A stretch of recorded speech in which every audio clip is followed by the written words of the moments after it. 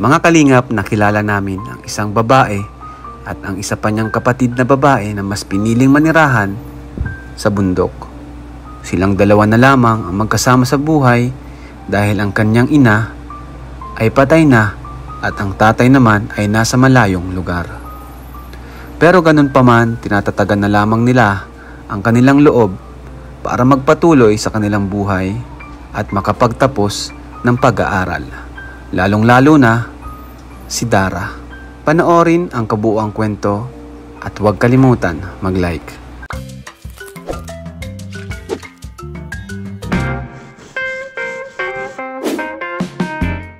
So ayan mga kalingap, dito po tayo. Kausapin po natin. Tao po! Ay, hello. Ano pangalan mo? Dara Credo Istinopo po. Dara. Si Kuya Rab ito. Siguro kilala mo naman kasi nilapit ka sa amin para matulungan din. Okay ba sa iyo na nandito kami ngayon? Sino kasama mo dito? Ano lang pong dalawa ng mga kapatid ko. Dalawa lang kayong magkapatid? Saan yung kapatid mo? Yung pong bunso, yung pong babae dito sa labas. Ako si Kuya Rab, Dara. Dito kami para makatulong kung ano man yung kailangan yung tulong, siya yung kapatid mo? Opo. Bakit kayong dalawa lang yun nandito? Sinong kasama nyo? Kita ko. Upo tayo, upo. Yan, upo ka dyan. So, ibig sabihin, kayong dalawang magkapatid lang yun nandito sa bahay na ito? Opo. Paano yan? Sino yung nagbibigay sa inyo ng pagkain sa araw-araw? Si Papa po. Minsan po si ate nagpapadala lang po. Nagpapadala? Asan ba si Papa mo? Nasa Samar po. Samar? Ang trabaho niya lang po is helper lang po siya sa pag-chainsaw po. Chainsaw, helper. Si mama mo naman, nasaan? Wala na pa akong mama. Patay na? Grade 3 pa lang po ako. Wala na po si mama. Buti, di ka natatakot na kahit kayong dalawa lang magkapatid. Anong pakiramdam ng kayong dalawa lang dito? Wala yung parents mo, wala yung magulang mo? Okay lang po kasi po sanay na rin po ako. Sanay ka na rin? Saan ka kumukuha ng lakas ng loob para, nag-aaral ka ba? Ayun, saan ka kumukuha ng lakas ng loob para magpatuloy sa iyong pag-aaral? Kahit kayong dalawa lang nandito, syempre, importante yung may nanay, di ba, na may nag-asikaso ng damit mo, may naglalaba sa'yo, may nagbibigay ng baon mo. Ano na lang ginagawa mo? Ako lang po gumagawa ng lahat. Ikaw lang gumagawa ng lahat? Pag luluto, ako lang po. Tapos, 4 a.m. magising na po ako. Tapos, mag-aasikaso pa ako ng 5. Tapos, papunta na po akong school. Grabe. Itong kapatid mo? Sabay ko na po. Sabay mo na kayo? Galing naman Ilang taon ka na, Dara? 15 po. 15 years old ka. Ilang taon ka nang na kayo lang yung magkasama dito? Matagal na? Tagal na po. Kaya sanay ka na rin. Ito bang bahay na to? Sinong gumawa nitong bahay na to? Si Tito lang po. Si Tito lang. Talagang dito ka nakatira o may iba ka pang dating bahay? Dati po doon po sa Purok 3 po. May bahay po kami doon dati, pero tigpabenta na po. Saan ang CR dito? Diyan lang po sa metan. Diyan po sa may baybay na Grabe. Kumusta naman kayo magkapatid dito? Okay lang po. Okay naman. Total, andito naman ang kalingap, Sa tingin mo, ano yung pwede naming maitulong sa inyong magkapatid? Makatapos lang po ako sa pag-aaral. Tapos na sa pag-aaral? Yan lang po. So, pinaka-importante sa yung pag-aaral.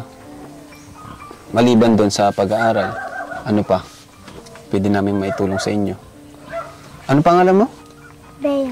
Bea, taka si Dara. Ano pa sa tingin mo? Kahit po malit lang na bahay ka. Kahit malit lang. Para po pag-uulan, wala na pong magtutulo po dito sa bahay namin. Tumutulo ba dito? Tulo dito po, wala ta. Paano pag maulan, bumabagyo? Ano ginagawa niyong dalawa? Nagpupunta po kami doon sa tita namin. Di ba kayo nalulungkot dito na kayong dalawa lang? Minsan po, kasi po boring ganun. Pero may ano ka naman, cellphone. Meron po. Anong sinasabi? Kinakamusta ka naman ni Papa mo palagi na kumusta kayo dyan? Tumatawag man po. Matawag. Ikaw, Bea, anong gusto mong hingin sa amin? Kay Kuya Rab mo? Anong gusto mo? Kumpleto kayong pamilya o hindi? Ikaw, Dar, anong gusto mo? Magkakasama kayo o okay ka na sa ganitong sitwasyon? Magkakasama po. Magkakasama. Kasi po yung tatlong kapatid ko pong lalaki, watak-watak po. Kasi po wala pong maayos na ano. May kapatid ka pa palang iba? 6 po kami ngayon. 6 po. 3 babae po, 3 lalaki. Bakit watak-watak kayo? Kasi po wala po kaming maayos na bahay. Kasi po gusto po nila dun sa barangay site kasi po doon po sila nakapag-alaga nun, tapos maraming pong tao. Ba't ikaw mas pinili mo dito sa bundok na halos walang kapitbahay? Hindi ka ba natatakot dito? Bakit mas gusto mo dito tumira? Kasi po tahimik po. Tahimik. Ayaw mo bang sumama dun sa mga kuya mo, sa kapatid mo? Ayaw ko po. Dito lang po ako. Bakit mas gusto mo ng tahimik na lugar? Kasi po ayoko po sa dyan po sa sa maraming tao. Kasi po dito na lang po ako naglaki po eh. Parang matalino to si si Dara, galing sumagot. Gaano mo ka mahal ang pag-aaral, Dara? Bakit gustong-gusto mong makapagtapos? Para po makapagtulong pa ako sa magulang ko po. Para po pag nakapagtapos pa ako, makapagpagawa pa ako ng magandang bahay. Tapos tutulungan ko po ang mga kapatid ko makapag-aral. Naawa ko sa kanila bro kasi 2 lang sila dito, babae. Tapos ganito pa yung nila, bahay. No? Paano pag emergency? Ba, wala kayong makain? Anong ginagawa nyo? Kayong 2 magkapatid. Umutang po kami sa tindahan. Umutang kayo? May utang pa kayo ngayon doon? Wala na po. Ang galing naman. Buti di kayo na ng utang doon na Hindi man po. naipon. Sa pagpapadala po, binabayadan natin po agad. Para hindi po mag-ipon yung utang. Ikaw din yung nagluluto. Ano yung mga niluluto mo? Sa pang-araw-araw po. Mga gulay, ganun? Gulay Nagkugulay ka? Ang galing naman ito. Ikaw anong tinutulong mo kay ate mo kapag siya ay gumagawa dito sa gawaing bahay? Ikaw, Bea, anong tinutulong mo sa kanya?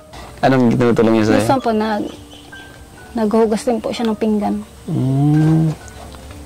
Bro, tingnan mo naman yung bahay nila. Di ba ka bro kasi organized? Organize, ang liit. Magaling. Kahit maliit, kahit ganito lang. Kahit maliit bro yung bahay nila. Organize, Malinis. Ito, lupa lang ito. Actually, parang hindi ito dinesign sa bahay. Bahay ba ito talaga dati? Hindi. Waiting shade lang po. Sabi ko na parang iba yung design. Waiting shed lang pala siya. Opo. Tapos bakit ginawa ng bahay nyo? Kasi po nagigiba na po yung isa at kaya po dito na lang po kami binaan. May bahay kayo dyan dati? Yung pong giba na yun. Yung palang nadaanan natin na sira-sirang bahay. Yung pala yung bahay nila dati. Ano yung mo, Dara? Ano yung pangarap mong maging pag nakatapos kang pag-aaral? Ano yung may pangarap ka na ba? Halimbawa, gusto maging teacher? Wala pa? Wala pa po. Wala pa. Di ba po pinapag-iisipan masyado? Anong grade mo na? Grade 9 po, mga grade 10 po, sa sunod na taon po. Saan ka mga 11 at 12? Grade 11, wala pa? Wala pa po. Kanina sabi niya bro, matulong lang daw siya sa pag-aaral. No? Minsan ba, kinakapos kayo? Wala kayong baon? Ganon? Minsan po di pa ako nakapagpasok kasi po minsan naubusan na po sa allowance. Pero wala naman ba ditong masasamang tao? Wala naman? Safe naman dito? Mabuti naman kung ganun kasi kami mismo ay nag-aalala sa inyo. Sa inyong 2. Paano mo nilalaki ang pinto? May laki to. Meron po. Alam ba ni Papa mo na pupunta kami? Opo. Okay naman daw sa kanya na mag-vlog kami dito. Okay naman daw, Kuya Robin? Opo. Kilala mo Kuya Robin, ang Papa niya? Ay, hindi pa. Nangusap lang ako. Nakausap mo? Opo. Naawa na po ako kahapon kuya pag nakita ko na lagyan nila dito. Nagdalawa lang sila. Para nang makita po si Amanjo tsaka si Ate. Nakita na daw ni Kuya Robin, parang yung anak niya. Na babae din, 2. Pero kita ko dito kay Dara, napaka-matured, no? Oh. Parang kausap ko, 20 plus. Parang 25 years old lang kausap ko. Kita mo kasi sa paligid bro. Paligid niya. Ikaw din naglalaba, ano? Ano man yung mga pinagdaanan nyo dito na hindi nyo malilimutan? Hirap na pinagdaanan nyo dito, sa bahay na ito. Na kayong dalawa lang. Ano po? Pagbagyo po. Pag bagyo, talagang natatakot ka, hindi? Natatakot po sobra kasi po baka pa ano po yung bubong namin. Itong buong bahay bro, pag nagbagyo, promise, hindi pa din. Ang ganda ni Dara, ano bro? Chinita ang ano, beauty. Pero masaya ka naman, Dara. Masaya ka naman. Apo. O malungkot din. Masaya na malungkot po. Bakit naman masaya na malungkot? Kasi po di po kami kumakakompleto. Hindi kayo makumpleto. Gusto mo talaga kumpleto kayo? Ikaw gusto mo kumpleto kayo?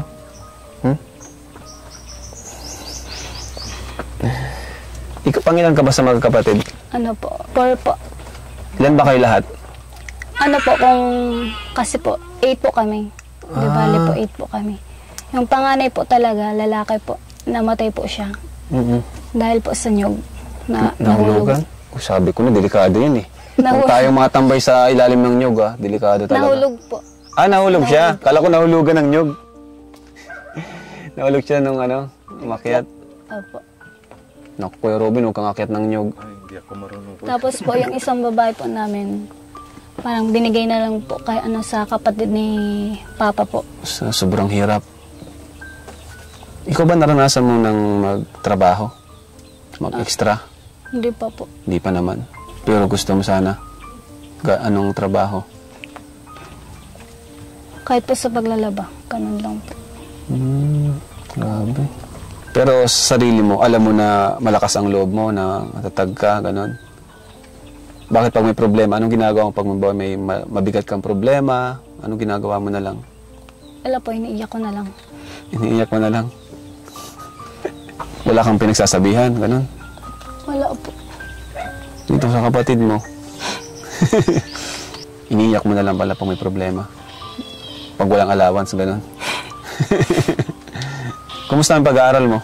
Okay lang po. Wala namang bagsak. Hindi mo pa alam. Di ba po? Oh, guys, andito yung sapatos nila sa taas, oh. Kaya nga eh. Ayan. Tingnan ko tingin. Kumusta yung mga gamit nyo sa pag-aaral? Kompleto naman. Opo. Anong kulang nyo? Dito sa bahay nyo. Dito sa bahay nyo, ano yung kulang na pwede namin ma-provide sa inyo? Ng kalingap. Lagayan pa ng mga plato. Ganun. Tingnan mo. Plato nila. Organized pa din. Organized pa din. Organized pa rin nga. Ano pa? Iisip ko. Damit. Wala rin kayong damit. Ano po? Sa ano po? T-shirt na puti po.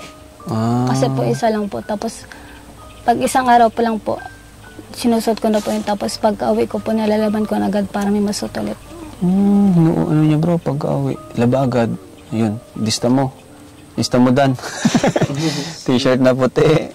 Salayan ng plato. Ano pa? Sige na, at ano kami? Kami si Jeannie. Kahilingan. Ang iyong kahilingan. 3 kahilingan. Isa na lang, oh. Dalawa ka, nakadalawa ka na. Hindi, joke lang. Yung kaya namin ibigay sa inyo. Bibigay namin. Ikaw, baka may naisip ka. Anong gusto mo? Manika. Manika? Malaki ka na. Hindi ka na mamanika. Gamit sa school?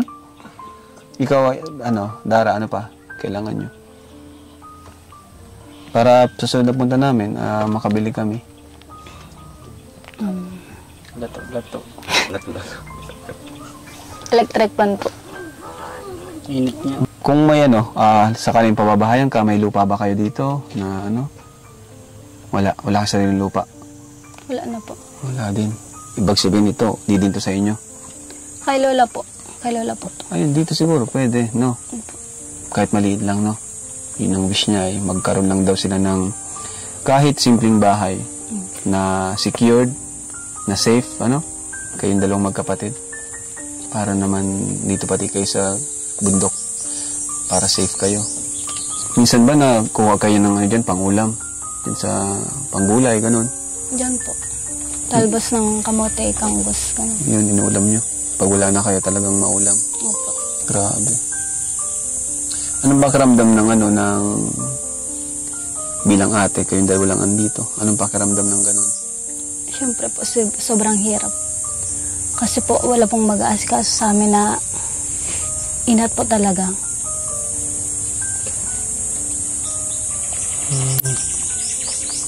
4 AM ka pala nagising? Ay, pa 4 AM? Opo. Tapos, lalakad mo yung school? Hindi po, mag-aasikaso muna po ako dito sa bahay pagluto. Tapos, pag 5 PM na po, mapunta na po akong school. Ikaw ba marunong ka naman humawak ng pera? Marunong ka naman. Bibigyan kita ng pera, ano? Para may panggastos kayo ni Nini. Nini, gusto mong pera? Pagkain? Gusto mong pagkain? Kasi wala kaming dala ngayon eh. Pera na lang muna. Ha? Bili na lang kayo. Ano? Opo. Ayan mga kalingap. Ayan, nakikilala natin si Dara. Dalawa lang po sila dito sa bundok. At buti tuloy-tuloy pong pag-aaral nila.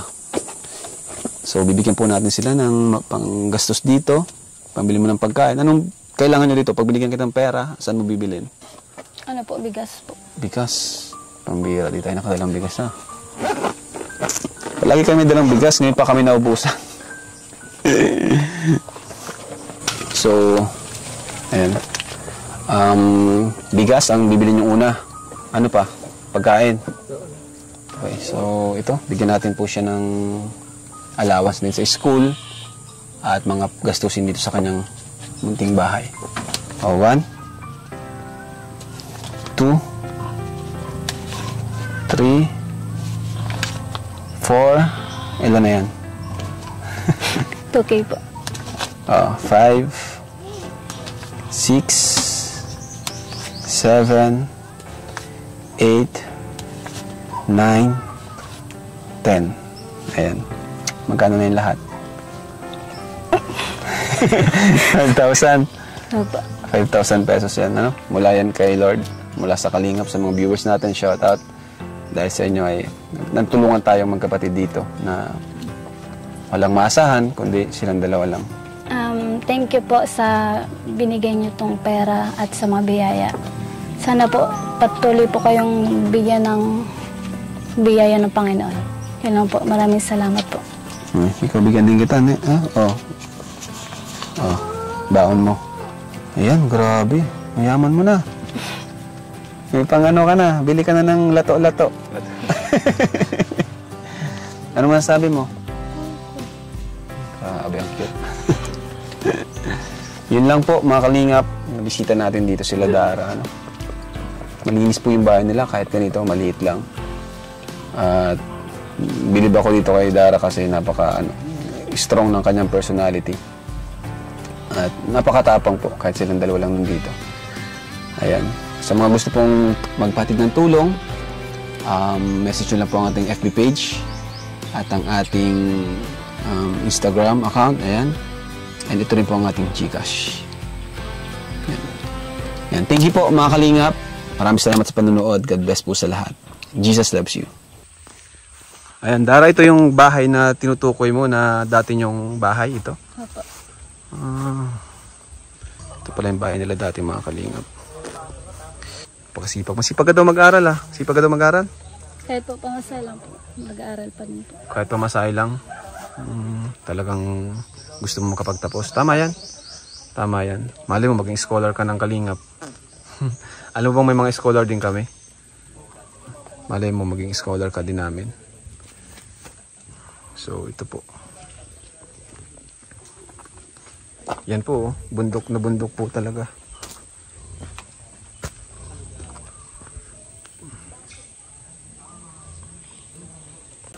Sige Dara, punta na kami ha. Sige po, thank you po. Ingat kayo dito magkapatid.